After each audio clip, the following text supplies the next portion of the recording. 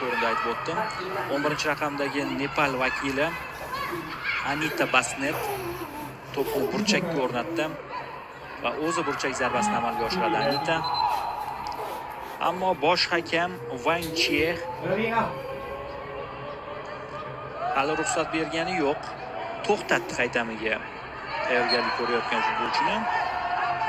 Mana endi yuqoridan uzatma amalga oshirilyapti. Birinchi gol do'stlar. Hisob ochildi. 7-daqiqaga kelib Nepal terma jamoasi burchak zarbasidan so'ng gol urdi. Standartlarga urg'u beryapti. Va ko'rdikki, juda ham oddiy kutib oldi to'pni Shri Lankaliklar.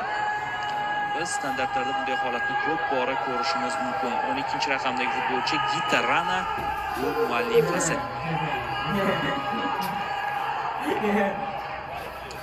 Takroriy lavha hozir bizga namoyish etiladi. Hisobda adashib ketmasak bo'lgani. Hali boshlanish bu, mana ko'rdingiz. Hech kim qaragani yo'q. 9 nafar oq libosdagi futbolchini ko'rishingiz mumkin.